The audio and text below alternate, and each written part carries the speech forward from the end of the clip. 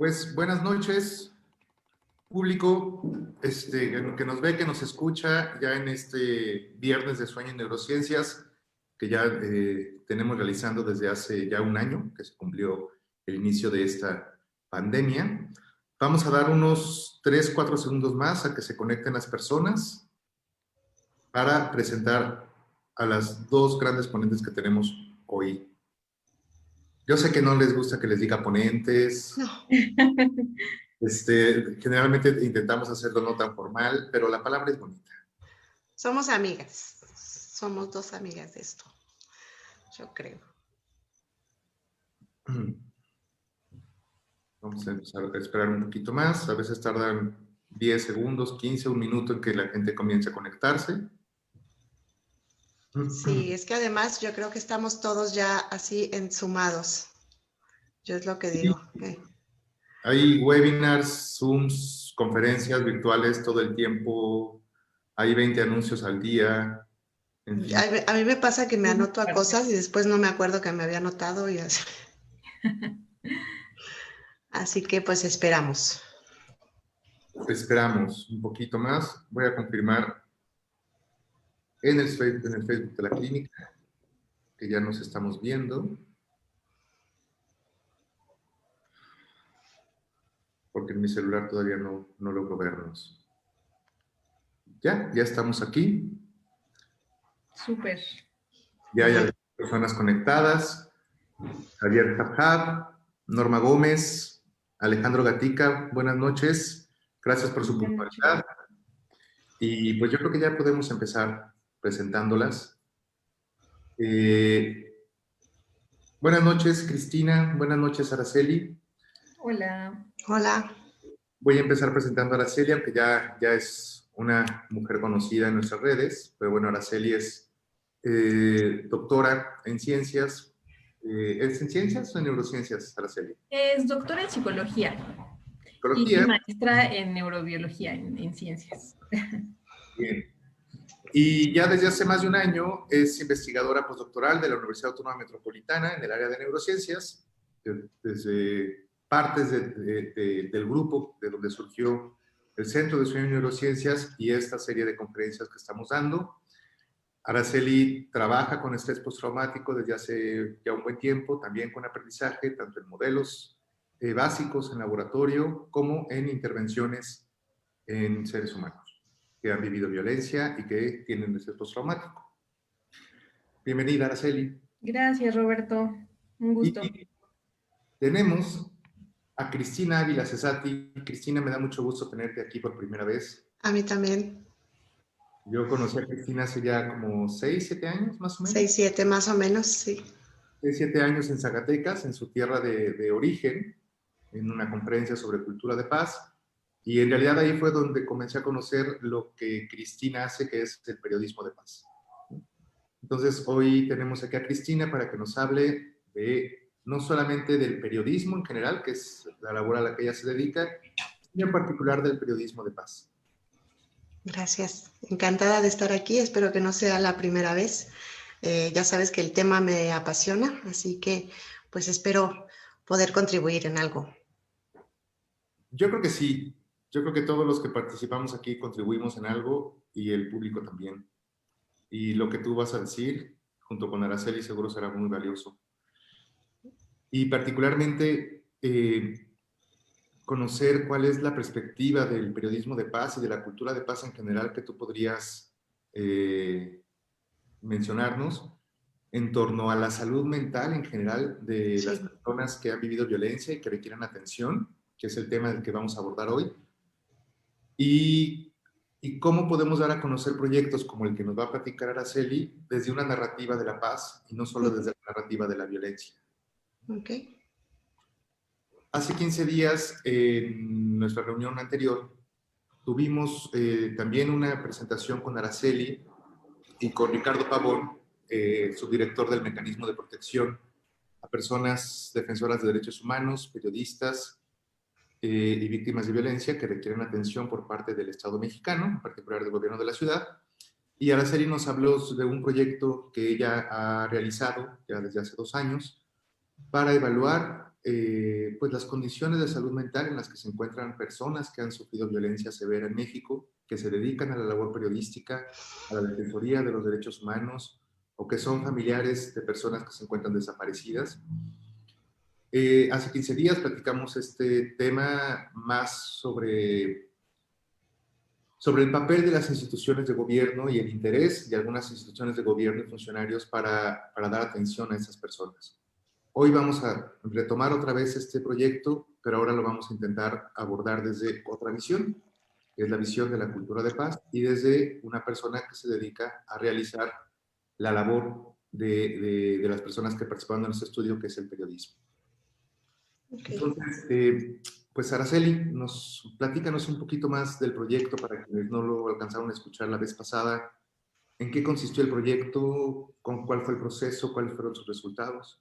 Sí, mira, primero me gustaría, hablándoles justo como en el contexto de la violencia, o sea, sabemos que la situación de la violencia pues es algo que pues en todo el mundo, pero particularmente en México ha incrementado, ¿no? Muchísimo en estas últimas décadas, y ya desde el 2004 se planteaba que la población mexicana, el 68% de la población mexicana está expuesta a sufrir una situación de violencia en su vida.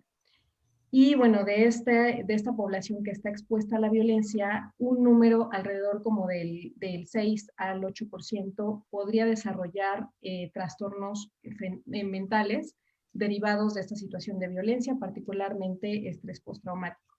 Entonces, sin embargo, bueno, un sector de la población es más vulnerable a sufrir una situación de violencia, pues por su ejercer, ¿no? Por su ejercicio profesional, tales como los periodistas o los defensores de derechos humanos, y también, pues, derivado de ello, pues, las personas, los familiares que han sido, pues, víctimas de personas desaparecidas.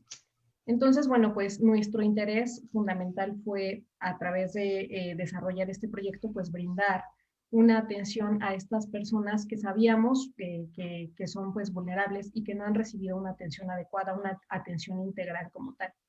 Entonces, bueno, este proyecto brevemente surgió ya desde el 2019, en el cual nosotros nos encargamos de hacer pues un diagnóstico, una evaluación completa para conocer el estado de salud mental de las personas, también para conocer mucho acerca de su, particularmente cómo están durmiendo, su salud durante el sueño, ajá, y también conocer cómo se encuentran sus regulaciones cognitivas, los procesos de aprendizaje, memoria, su regulación empática. O sea, fue como una evaluación bastante exhaustiva en la cual nos queríamos conocer bien cómo se encontraban estas personas desde varios enfoques para poder desarrollar una intervención adecuada a este sector de la población.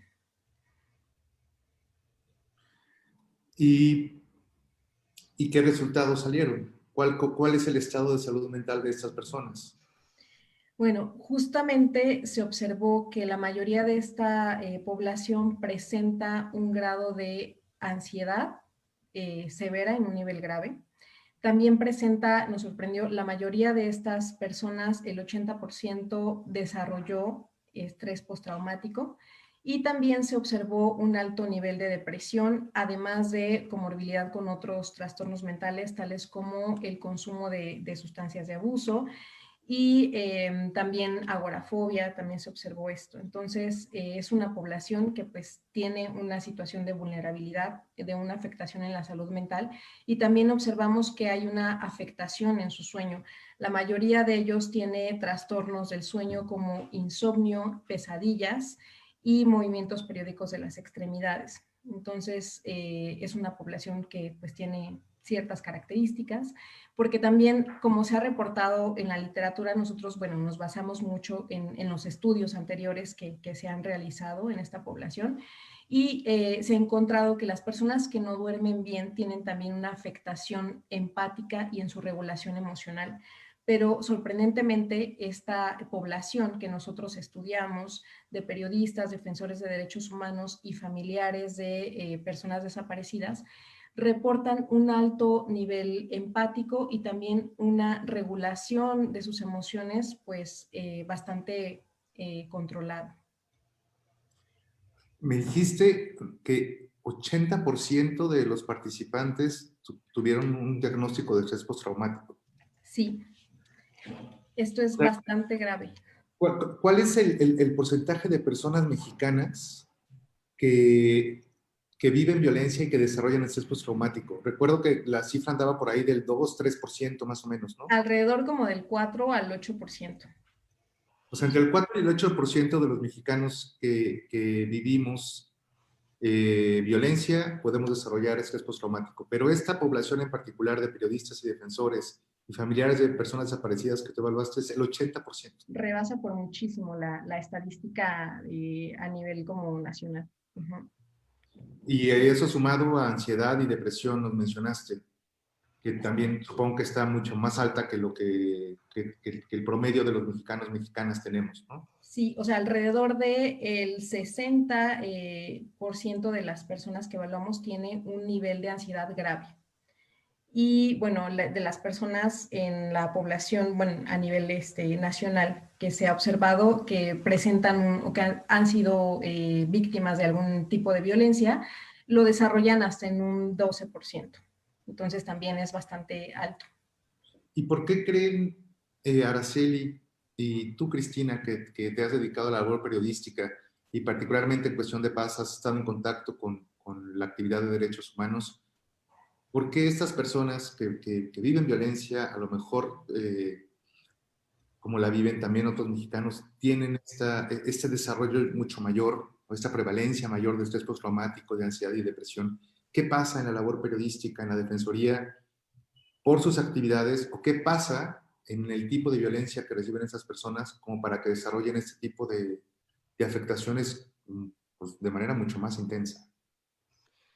Bueno, yo en principio creo que si se hubiera hecho el estudio no de estrés postraumático, pero sí de ansiedad y de depresión, solamente en mi gremio, en periodistas, de todas maneras los niveles hubieran salido muy altos. Esto es por la naturaleza del sistema mediático, porque el sistema mediático en sí mismo es muy estresante, es decir, las exigencias de nuestro sistema mediático tal como lo tenemos montado el día de hoy, no solo en México, sino en el mundo, pues esto ya te exige unos niveles de vorágine de tu actividad muy por encima de otras profesiones.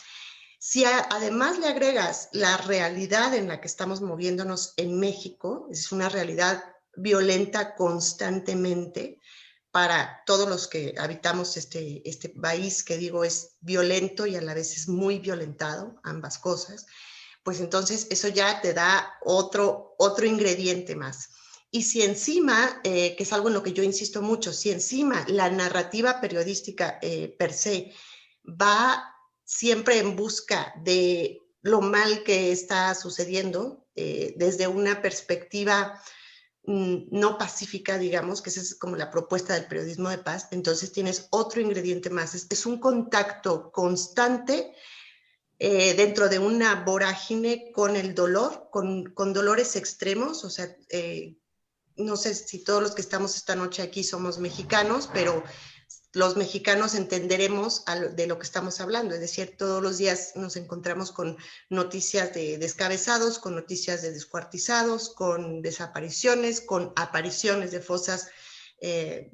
Sabemos que vivimos en el país de las fosas, o fosas clandestinas, hallazgos que te arrojan una crueldad tremenda, porque yo siempre he dicho, bueno, no siempre, pero del 2006 para acá, que hice un estudio sobre la violencia en general o las violencias en México, pues siempre he insistido en la necesidad de estudiar lo que yo le llamo nuestra calidad de la violencia, porque en México somos particularmente más violentos. En otros lugares del mundo te pueden asaltar, pero aquí en México además te van a hacer algo, ¿no? O sea, tenemos como siempre un ingrediente extra. Y periodistas y defensores de derechos humanos están en constante contacto con esta calidad de nuestra terrible violencia. Entonces, eso es entendible, por supuesto. Pero además, creo que ambas profesiones o ambos gremios o ambos colectivos no pueden parar. Ese es también un tema que influye mucho. Es decir, para que para que tu alma, tu espíritu, o como lo queramos entender, tenga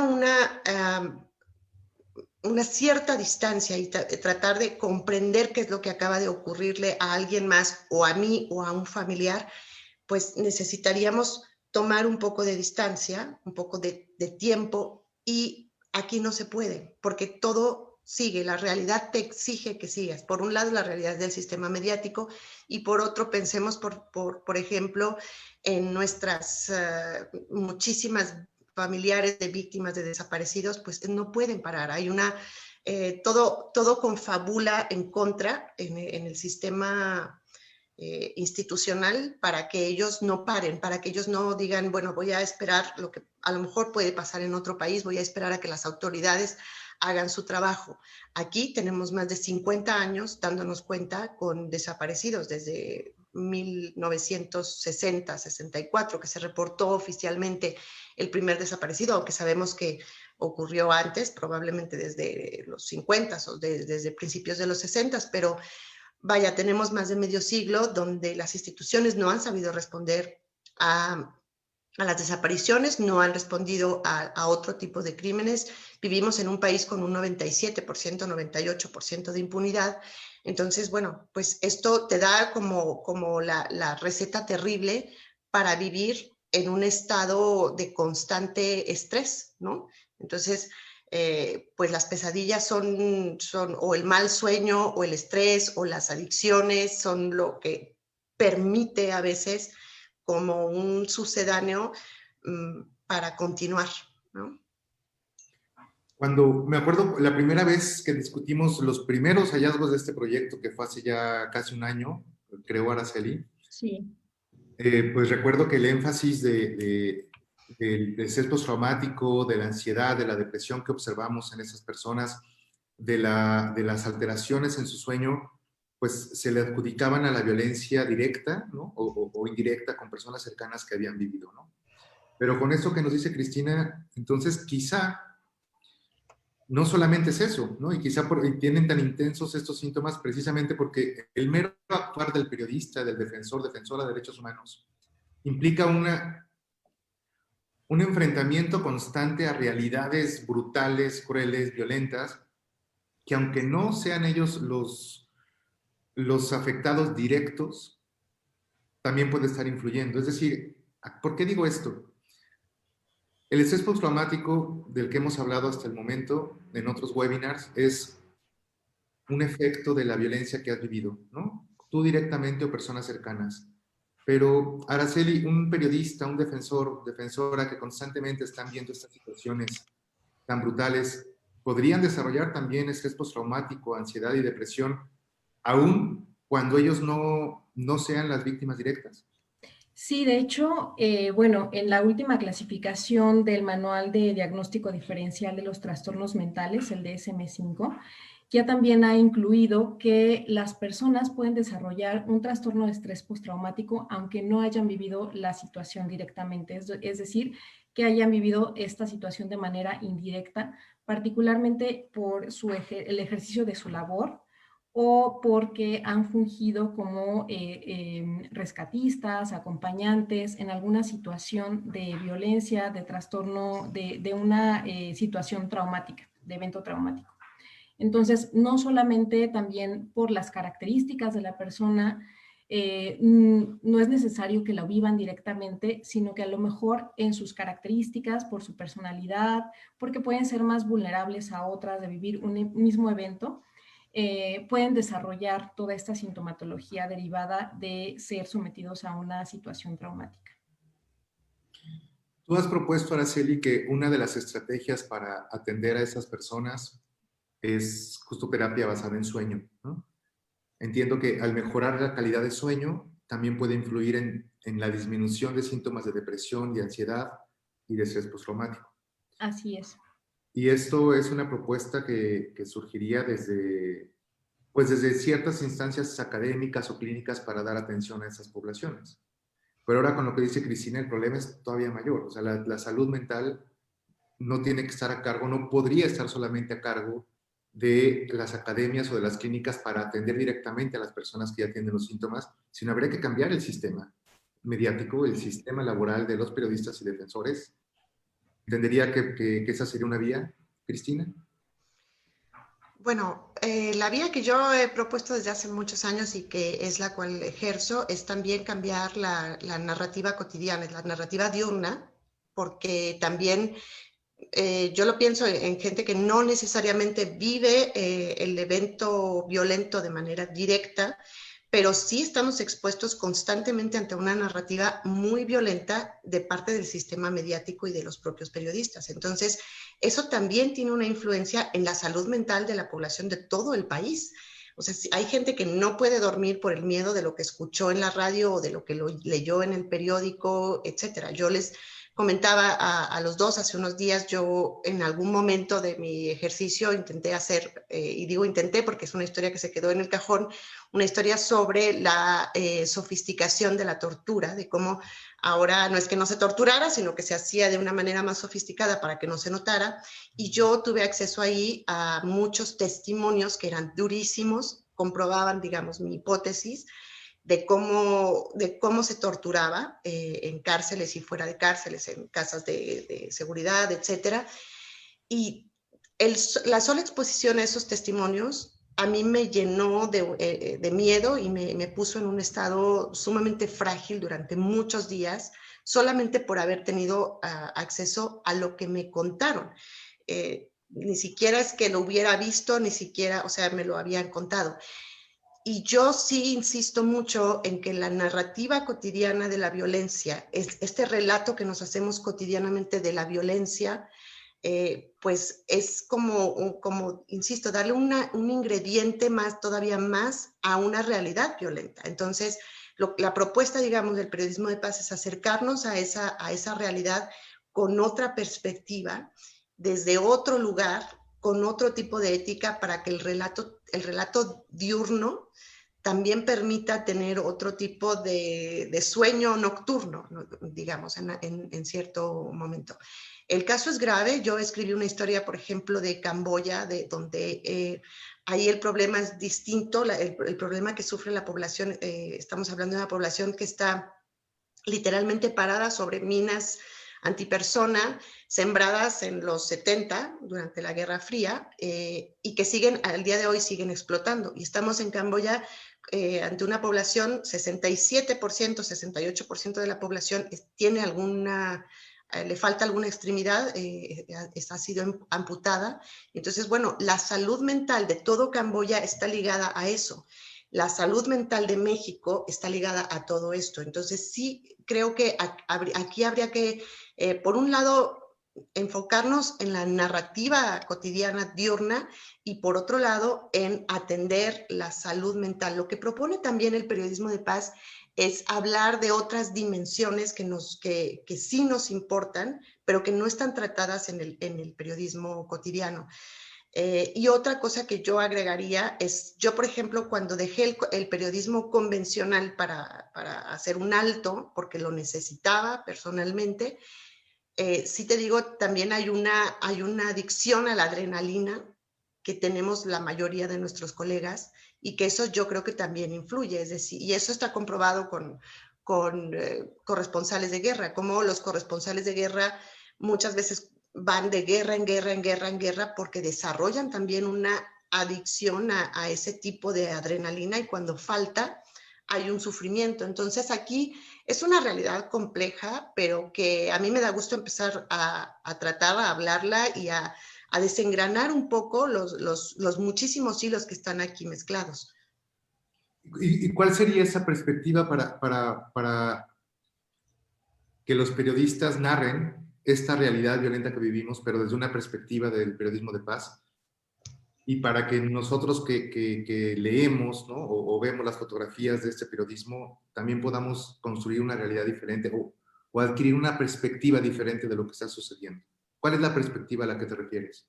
El periodismo de paz lo que propone es acercarte a la realidad, violenta o no, pero desde la perspectiva de la solución, y desde allí desengranar cuáles son las verdaderas raíces de la violencia. Casi siempre lo que contamos es el problema inmediato o la violencia que confundimos con el conflicto, cuando en realidad hay mucho por detrás. Lo que subyace abajo son unas raíces que si nos las preguntáramos, si nos hiciéramos otro tipo de preguntas, seguramente encontraríamos otro tipo de respuesta a la violencia de hoy. Es decir, que hace unos días, por ejemplo, tuve un programa de radio sobre cárceles y bueno, pues ahí se dejaba muy claro que en las últimas décadas, perdón, en la última década, en los últimos años, la población en cárceles en México ha aumentado un 500%. Curiosamente, en México no nos sentimos 5 veces más seguros.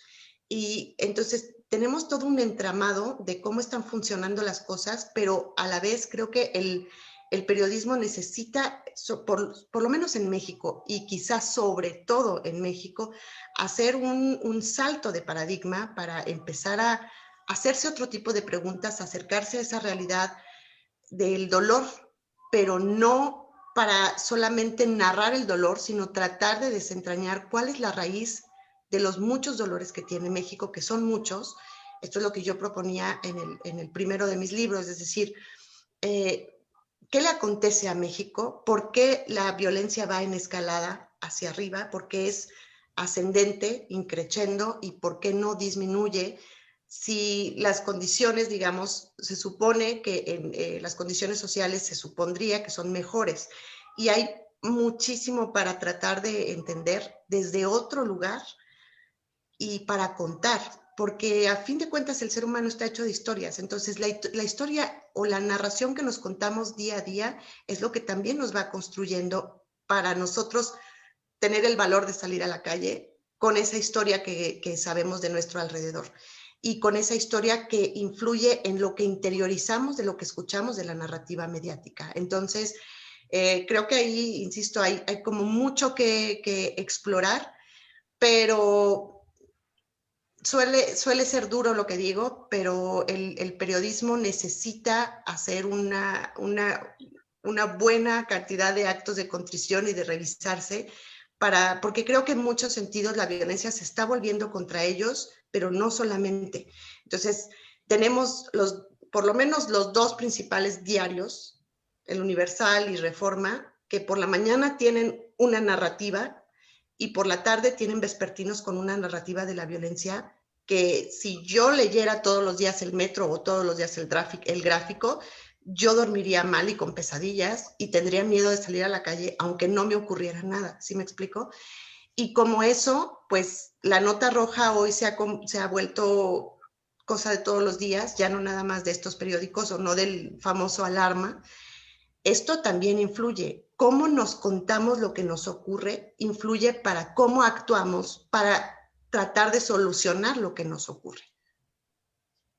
Okay. Esto, ay, perdón, Roberto, es que No, adelante, Araceli. justo esto que menciona Cristina es bastante interesante porque cuando nosotros, una vez que terminamos nuestro día, vamos a nuestra casa, nos preparamos para dormir y empezamos a soñar, en el sueño se van reflejando justo todo lo que hemos vivido durante el día. O sea, va siendo también como una parte para consolidar, para fortalecer esta memoria, para formar nuestras memorias que van a formar parte de nuestra vida a largo plazo.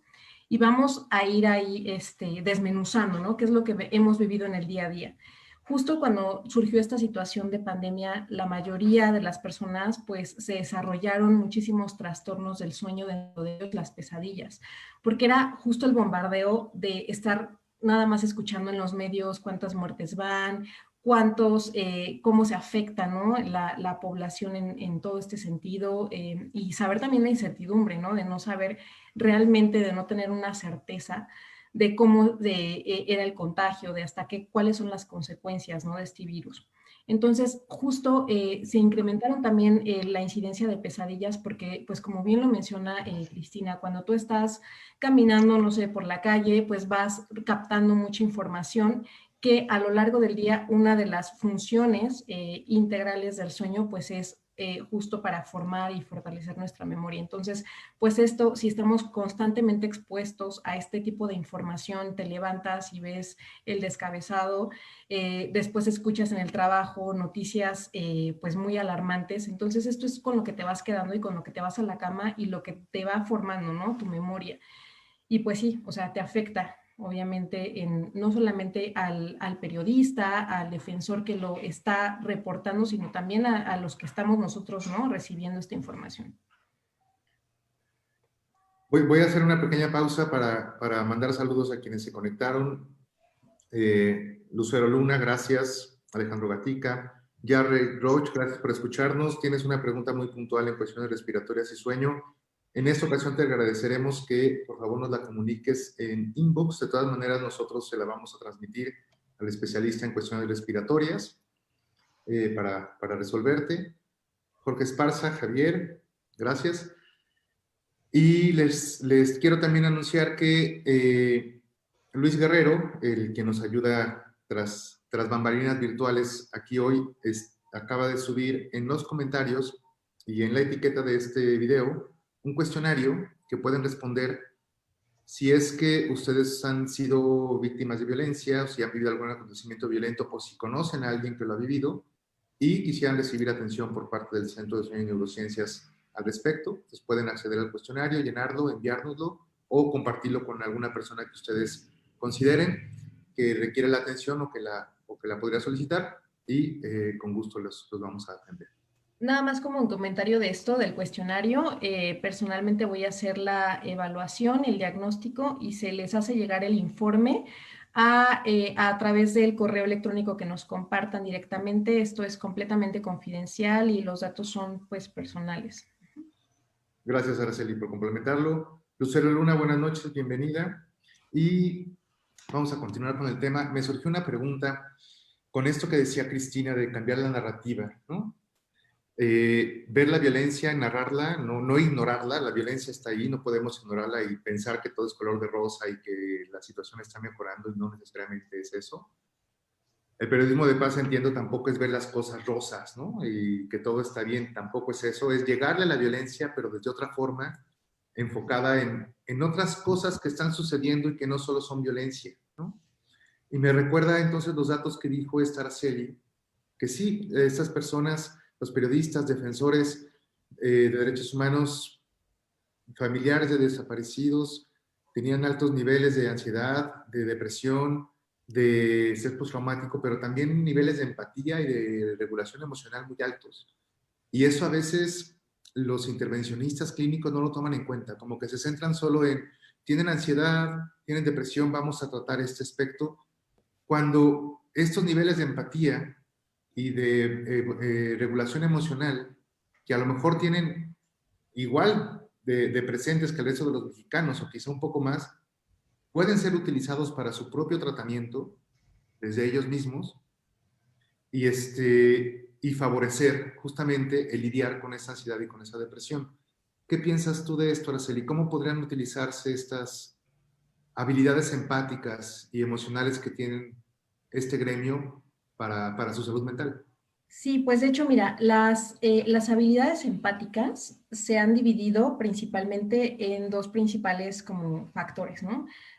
Aquellas que se encargan como de la empatía cognitiva y de la empatía afectiva.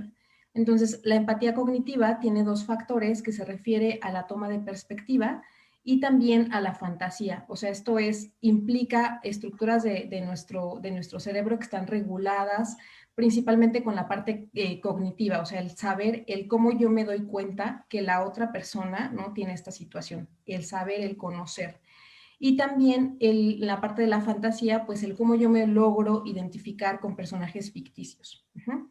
Y la otra parte, la parte de la empatía afectiva, llamada así, tiene otros también factores muy particulares en los cuales se incluye como la preocupación empática, o sea, yo me preocupo por realmente tener esta relación afectiva con la otra persona, lo que está viviendo, y el estrés personal, que es justo esta parte del estrés personal es un poco, digámoslo así, negativo porque es como la preocupación, como qué tanto me afecta a mí el que otra persona esté viviendo una situación negativa.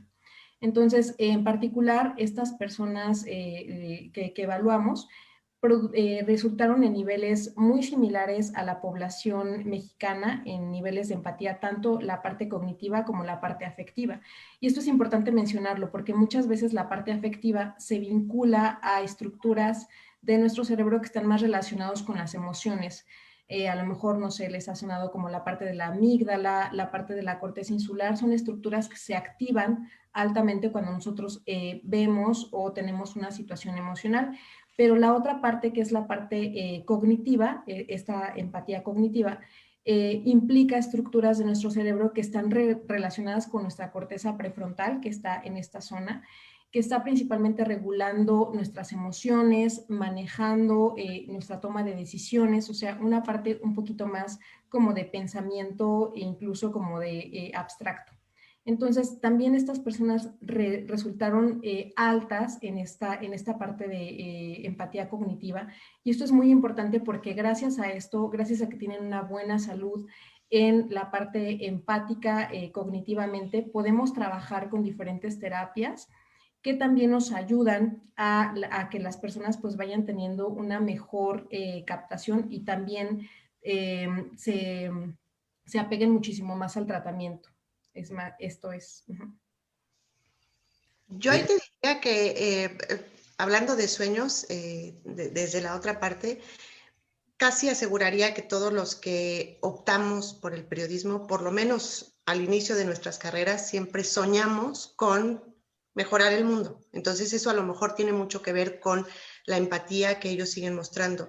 Finalmente estamos hablando de una resiliencia interna, en los términos en los que hablaba Boris Cyrulnik, ¿no? Es como y muchos, si leemos a Boris Cyrulnik, veremos cómo muchos se agarran justamente de fantasías, justamente de sueños, justamente de ideales, y estoy segura que muchos de los periodistas, por supuesto, los defensores de derechos humanos, tienen un ideal que perseguir, y eso también seguramente los reforzará, los ayudará.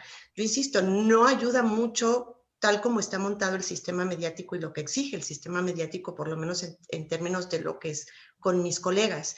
Y tampoco ayuda el sistema institucional en México para los defensores de derechos humanos y para las personas que han extraviado a un familiar que está desaparecido, que fue desaparecido o que sufrió violencia, ¿no? Pero siempre el mundo interior es lo que te acaba salvando. El mundo interior, y eso lo puedes revisar, el mundo interior, cómo tengas tu interior es lo que te puede ayudar a levantarte al día siguiente, y se los cuenta alguien que en algún momento de la vida vivió una depresión de caballo, que no encontraba el motivo para levantarme a la mañana siguiente. Entonces, lo que sí es importante, creo, es reconocer que necesitas ayuda y que ese relato interno y que ese motivo interno, ese mundo interno se puede reconstruir, y que muchos de los que yo he estado cerca de casos sumamente dolorosos de otros países también, donde lo que salva es precisamente lo que permite perdonar, lo que permite reconstruirse, lo que permite convertirse en un activista y decir lo que me pasó a mí, que no le pase a los demás. Lo que muchos periodistas buscan es que se sepa y que se haga justicia en este caso o en estos casos. Todo eso tiene que ver con el mundo interior. Y eso también está relacionado con la narrativa interna, el relato que yo me cuento de esto que estoy haciendo vale la pena. Pero no siempre el mundo interior se reconstruye de manera sola. Entonces, yo diría, buscar ayuda, eso es fundamental. Todos. En México, tal como vivimos, yo creo que todos deberíamos de buscar una ayuda, alguien que nos ayude a vernos en ese espejo que muchas veces no queremos ver, o hacernos las preguntas pertinentes. Y también, y siempre insistiré en eso, en que nos contemos esta realidad de una manera más transformadora y no solamente atemorizante. Creo que incluso en el periodismo, cuando se busca el bien o cuando intentamos acercarnos al bien, que hay mucho también para contar, lo hacemos desde el mal, ¿no? O sea, yo noto muchas veces como en Cultura de Paz me invitan a muchos foros, y de todo lo que se habla en esos foros de Cultura de Paz es sobre los niveles de violencia y de lo mal que estamos. Cuando yo creo que también vale la pena equilibrar la balanza y contar pues todas estas personas que han estado luchando durante años tienen una historia de resiliencia por resaltar y además ese resorte interno lo tenemos todos. Justo quería cerrar un poco con esto, Cristina. Creo que ya lo respondiste, pero a lo mejor puedes darnos... perdón. El proyecto que Araceli tiene entre manos seguramente va a comunicarlo en un archivo científico, en alguna revista científica, donde lo importante será el diagnóstico, ¿no? Cuánto estrés postraumático, cuánta ansiedad tienen, cuánta depresión manifiestan estas personas que han vivido esta violencia, ¿no? Seguramente también propondrá algunas formas de intervenir. Si tuviéramos que redactar este proyecto, estos hallazgos en algún periódico de México, seguramente se centrarían en el 80% de los periodistas o de personas que viven violencia, viven estrés postraumático. ¿Cómo se puede narrar este proyecto desde una visión del periodismo de paz, Cristina?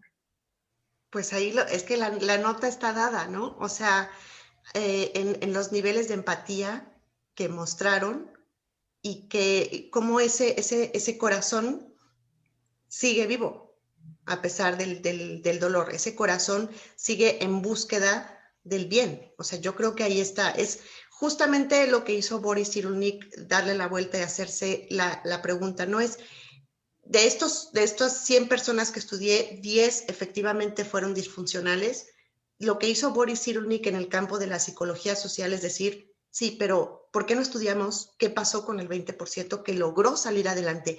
¿Cuáles fueron las estructuras mentales, emocionales, espirituales y de todo tipo que permitieron que esa persona se transformara a su alrededor y buscara? O sea, los primeros activistas en contra del maltrato infantil fueron niños maltratados en orfanatorios después de la Segunda Guerra Mundial.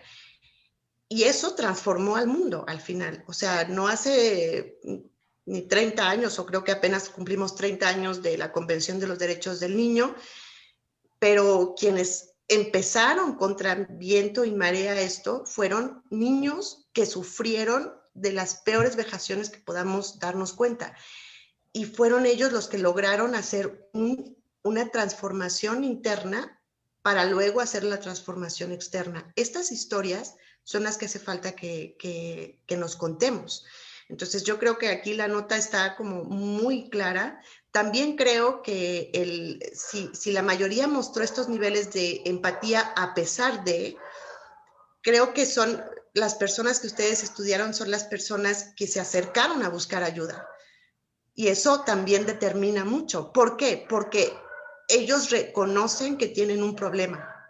Quien no reconoce que tiene un problema, y eso nos pasa mucho en México, pues continúa, aunque no funcione nada. Y en México creo que hace mucho tiempo nos llegó el momento de hacernos otro tipo de preguntas para obtener distintas respuestas de la realidad que nos rodea. Entonces, no me extraña tanto que estas personas sigan mostrando empatía porque son personas que han encontrado un hilo conductor de su narrativa interna, aunque ellos saben que están sufriendo y que necesitan ayuda, que necesitan al otro.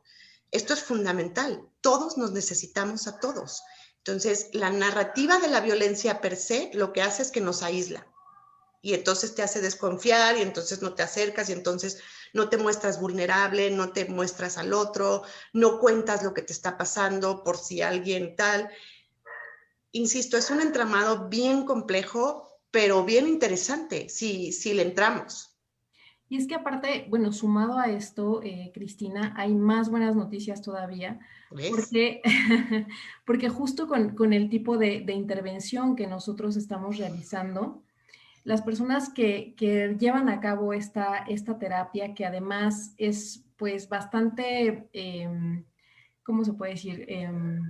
Pues no sé, no se toca en esta parte, no se toca en este aspecto como la situación que vivieron de violencia. Entonces es solamente sobre la intervención en mejorar su calidad de sueño, en mejorar la parte de los trastornos del sueño que ellos presentan.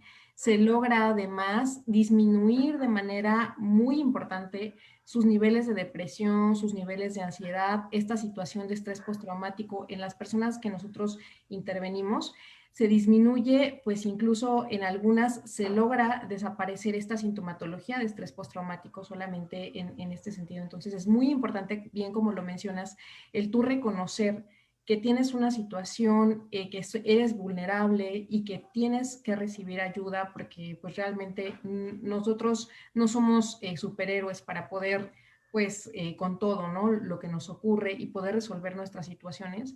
Y pues justo esto nos permite entonces que esta persona pues se vea como más abierta a recibir esta atención. Y esta atención pues logra ser tan efectiva que disminuye de manera pues importante toda esta sintomatología de alteraciones mentales que también presentan. Yo creo que perdón, pero nuestra cultura occidental le ha prestado muchísima importancia al sueño, a lo que soñamos, ¿no? Y no hablo nada más como lo que soñamos, quiero lograr, no sé qué, creo que es importante, pero lo que nos dice nuestro inconsciente, nuestro subconsciente por la noche, es siempre una señal. O sea, no, el sueño fue la primera actividad, digamos, psíquica del ser humano allá cuando empezó nuestra historia como especie. Y hoy todavía prevalecen algunas culturas en el mundo, incluso la maya, nuestra cultura maya, es despertar y contarle a los otros, sentarse a contar qué soñaron, porque ahí hay muchos mensajes. Y creo que si vamos recuperando esto, si decimos qué soñamos, incluso las pesadillas que tuvimos, el solo hecho de sacarlas de nuestro sistema, compartirlas con el otro, tiene una parte sumamente sanadora. Entonces, pero el colectivo también, la sociedad tiene que estar abierta, tenemos que ir abriéndonos a ese mundo tan poco explorado, pero que tanto nos define, porque lo que si no dormimos o dormimos mal, al día siguiente estamos irascibles o poco empáticos, y esto pues tiene también un efecto directo en cómo se va haciendo nuestra sociedad más violenta, poco colaborativa, poco solidaria, más desconfiada. En fin, es un tema fascinante. Claro. Cristina, Araceli, ya estamos pues ya prácticamente cerrando el programa. Hay dos preguntas, una para cada una del público. Okay. Javier pregunta, hace tiempo sufrí un asalto a mano armada y a partir de ese evento comencé a tener pesadillas y a sentirme inseguro al estar en mi auto. ¿Podría considerarse estrés postraumático? Se tendría que hacer una valoración, o sea, no digamos que solamente porque se vivió este evento ya se puede considerar que una persona desarrolla estrés postraumático. Tiene que hacerse un diagnóstico en este sentido para observar qué síntomas presenta, cuál nivel de severidad presenta y hace cuánto tiempo ocurrió. Entonces, hay que hacer un diagnóstico y también en las pesadillas, no solo porque una noche o dos noches sueñes mal o tengas malos sueños, ya significa que tienes un diagnóstico de pesadillas. Hay que hacer una evaluación al respecto. Ah, mira, yo hubiera pensado que sí. Ok, pues que está bueno saberlo. Ok. Y la siguiente pregunta para Cristina. ¿Cómo puedo hacer periodismo de paz con autocuidado? El autocuidado es parte del periodismo de paz, porque el periodismo de paz siempre se toma más tiempo y te da licencia de tomarse distancia de las situaciones.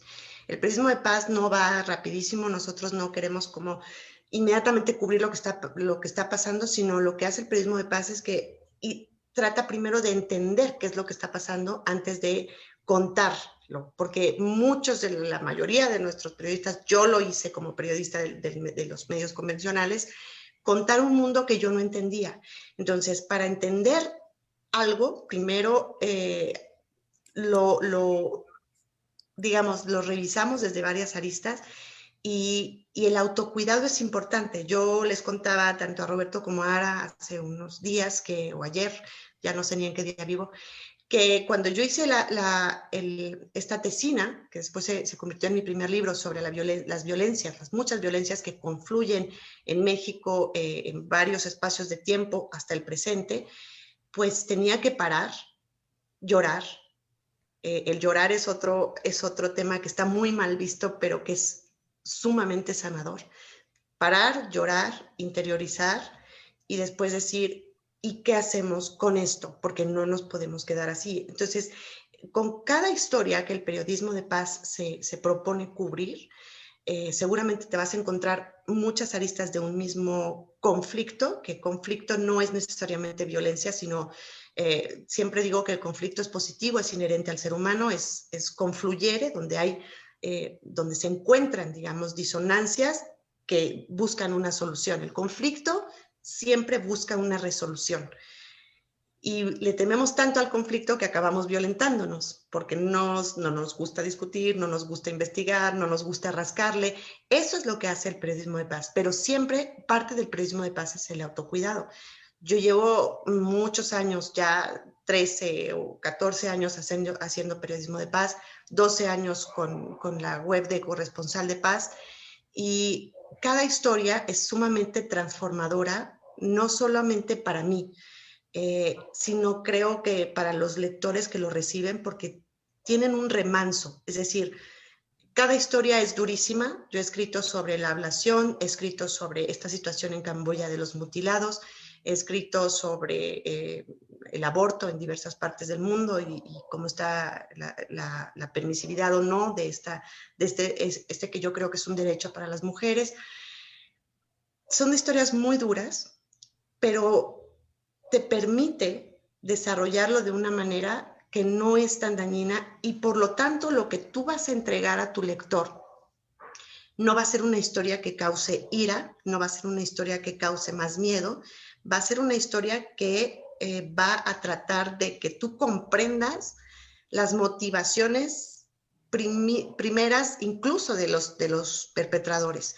El periodismo de paz trata de entender qué pasa con los que perpetran el mal, porque solamente tratando de entender eso vamos a desarticular esa maquinaria. Y entonces eso es el autocuidado es parte inherente al periodismo de paz. Gracias, Cristina. Pues llegamos al final. Quiero recordarles que están en la sección de comentarios de este video la encuesta sobre violencia para que la respondan en caso de que quieran recibir atención o conozcan a alguien que quiera recibir atención porque haya sido víctima de algún suceso violento. Y pueden entrar en contacto con nosotros también después si tienen dudas sobre esta encuesta. Araceli y Cristina, ¿quieren cerrar con un último comentario? Cristina, para tu cierre quisiera que mencionaras tu página. Luis Guerrero la podrías poner también en los comentarios, corresponsaldepaz.org, todo junto, ¿cierto? Sí, cierto. Ya me pueden encontrar estas historias sobre periodismo de paz. Entonces, Araceli, un cierre. Pues justo esta parte, ¿no? Rescatar que todos necesitamos una atención, que no nos quedemos con esta parte de, bueno, yo puedo porque soy periodista o porque soy defensor, entonces me tengo que ver fuerte ante estas situaciones. O sea, hacernos un tiempo, un espacio para poder estar abiertos a recibir una atención. La atención, entre más temprano se reciba, pues nosotros podremos digamos, llevar a cabo pues un mejor proceso para sanar en este aspecto. Gracias. Cristina. Yo diría que llorar es de valientes, que pedir ayuda es de valientes, que no tengamos miedo, que cambiemos ese paradigma, porque eso nos va a permitir cambiar el paradigma interno para acercarnos a la realidad que no deja de ser dura, pero desde otro lugar, desde otro, pues sí, otro relato interno. Llorar, pedir ayuda y tratar de dormir bien. Pues cerramos con una frase que acaba de escribir Lorena Paredes en los comentarios. Viva la cultura de paz, no hay que seguir subestimando el autocuidado, ¿no? Muchas gracias, Cristina, Araceli, muchas gracias a quienes nos escucharon y nos vieron. Nos vemos dentro de 15 días y pues hasta luego. Buenas noches.